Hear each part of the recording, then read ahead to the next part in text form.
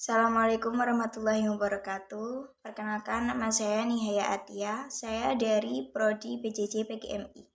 Di sini saya akan menjawab beberapa soal dari mata kuliah Etika Profesi Keguruan. Yang pertama yaitu membahas konflik antara keadilan dan empati. Di sini guru sedang menghadapi dilema etika klasik, menyeimbangkan keadilan dan kasih sayang. Di satu sisi, keadilan mengharuskan semua siswa mematuhi aturan yang sama terkait pekerjaan rumah. Mengabaikan kurangnya pekerjaan rumah Andi secara konsisten dapat dianggap tidak adil bagi siswa yang rajin menyelesaikan tugas mereka. Hal ini dapat menimbulkan kebencian dan merusak kesetaraan kelas. Di sisi lain, empati menunjukkan pemahaman terhadap keadaan Andi. Keadaan ekonomi keluarganya mengharuskan kontribusinya terhadap mata pencaharian mereka. Sehingga penyelesaian pekerjaan rumah menjadi prioritas kedua. Jika menghukumnya, itu akan menjadi tindakan yang tidak peka dan berpotensi memperburuk kesulitan keluarganya. Maka, guru harus mempertimbangkan potensi yang bahaya dari tidak bertindak dan tindakan yang menghukum. Prinsip etika yang dipertimbangkan: memperlakukan semua siswa secara adil dan setara, memastikan kesempatan yang sama dan penerapan aturan. Yang kedua yaitu bertindak dengan kebaikan dan pertimbangan, memprioritaskan kesejahteraan siswa. Lalu mengakui martabat dan nilai yang melekat pada setiap siswa dengan mempertimbangkan keadaan individu mereka. Tindakan yang harus dilakukan berdasarkan Kode Etik Guru Indonesia. Guru harus berbicara dengan Andi secara pribadi untuk lebih memahami situasinya. Ini menunjukkan empati dan rasa hormat. Guru juga harus melibatkan orang tua Andi dalam mencari solusi yang sesuai untuk semua orang. Hal ini menunjukkan pendekatan kolaboratif untuk mendukung pembelajaran dan kesejahteraan siswa. Setelah itu, guru dapat mencari cara alternatif untuk Andi agar bisa menyelesaikan tugas. Mungkin bisa dengan mengizinkannya mengerjakannya di waktu yang berbeda atau dalam format yang berbeda. Maka ini menyeimbangkan kebutuhan dan akuntabilitas dengan realitas situasinya. Yang kedua yaitu membahas tentang kerahasiaan data siswa. Penolakan guru untuk mengungkapkan nilai semua siswa adalah tindakan yang etis dan sejalan dengan standar kerahasiaan profesional. Membagikan nilai siswa tanpa izin melanggar hak privasi semua siswa yang terlibat, bukan hanya siswa yang orang tuanya mengajukan permintaan tersebut. Tindakan ini menjunjung tinggi prinsip menghormati orang lain dan kewajiban etis untuk melindungi data siswa. Ancaman dari orang tua tidak boleh mengabaikan komitmen guru untuk menjaga privasi siswa. Guru bertindak benar dengan memprioritaskan hak privasi semua siswa di kelas. Jika guru mengabulkan permintaan orang tua, ini akan menjadi pelanggaran langsung terhadap privasi siswa dan dapat merusak reputasi profesional guru. Orang tua dan siswa lain mungkin kehilangan kepercayaan pada kemampuan guru untuk melindungi informasi sensitif. Di sini guru harus menjelaskan penolakan tersebut dengan tenang, profesional, dan penuh empati. Jelaskan bahwa berbagai nilai dengan salah satu orang tua merupakan presiden yang dapat membahayakan privasi semua siswa. Sarankan cara alternatif bagi orang tua untuk menilai kemajuan anak mereka, seperti menjadwalkan pertemuan dengan guru untuk membahas kinerja anak secara khusus. Yang ketiga yaitu membahas tentang penggunaan media sosial oleh guru. Tindakan guru dalam skenario ini menimbulkan beberapa masalah etika. Meskipun guru memiliki hak atas privasi, mengunggah foto atau konten yang dapat dianggap negatif oleh siswa itu merupakan tindakan yang tidak bijaksana. Foto itu sendiri mungkin tidak bermasalah, tetapi komentar tersebut menyoroti potensi persepsi kemunafikan. Kehidupan pribadi guru harus dipisahkan dari interaksi profesional untuk menghindari salah tafsir dan menjaga batasan profesional. Menghapus komentar siswa tersebut dan memblokir akun mereka merupakan bentuk penyensoran. Hal ini membungkam perspektif siswa dan mencegah dialog terbuka tentang suatu masalah yang dirasakan. Maka guru harus mendorong komunikasi terbuka dan menanggapi masalah siswa secara konstruktif. Tindakan ini dapat merusak hubungan guru dan murid secara serius. Siswa kemungkinan besar akan kehilangan kepercayaan dan keadilan pada penilaian guru.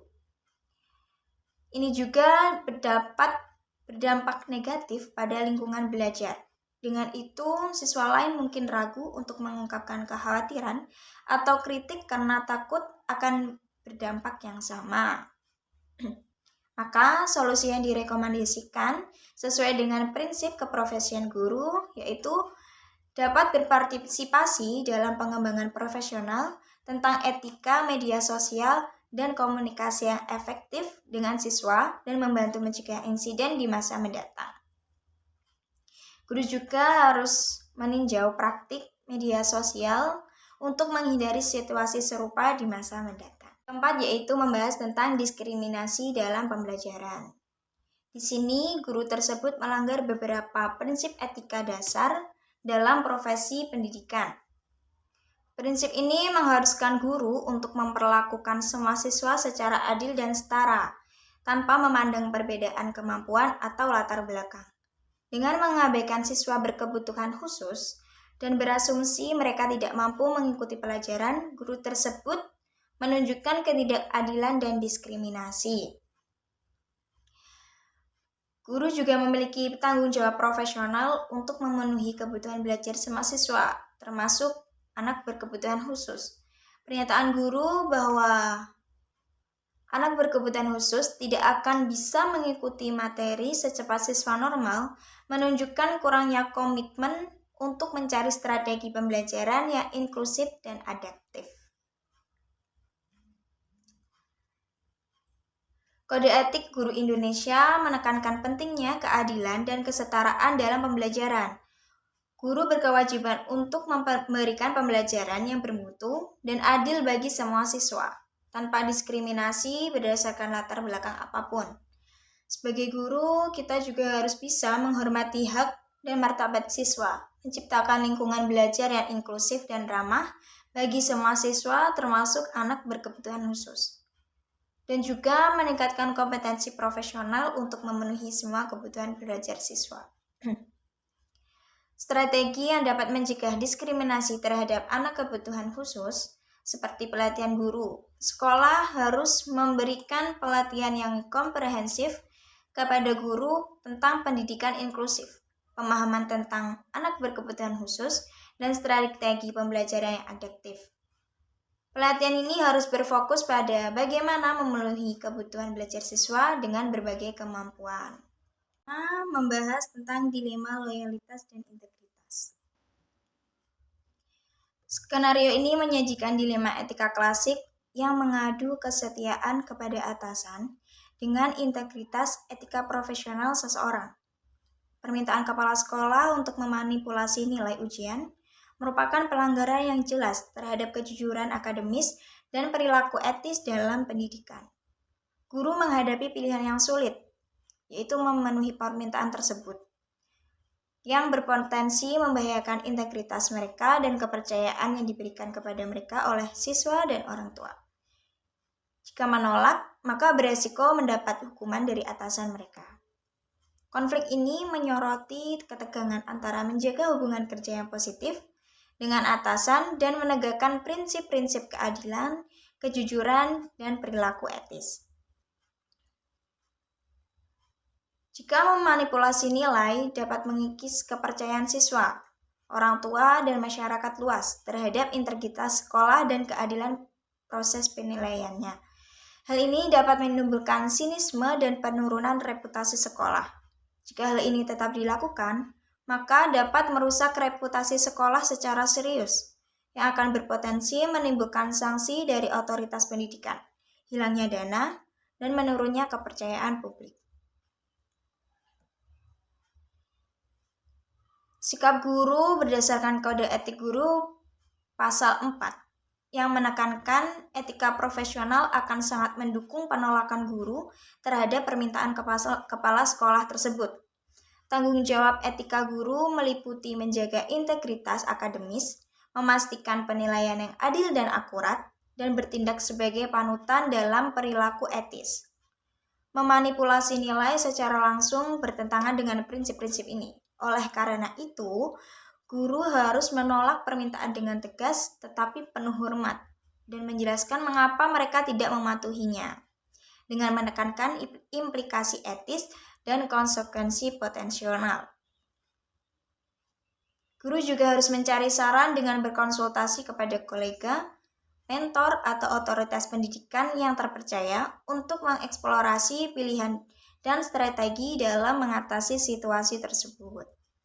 Jika kepala sekolah tetap melakukannya, guru mungkin perlu melaporkan permintaan yang tidak etis tersebut kepada otoritas yang lebih tinggi dalam sistem sekolah atau ke badan pengawas eksternal.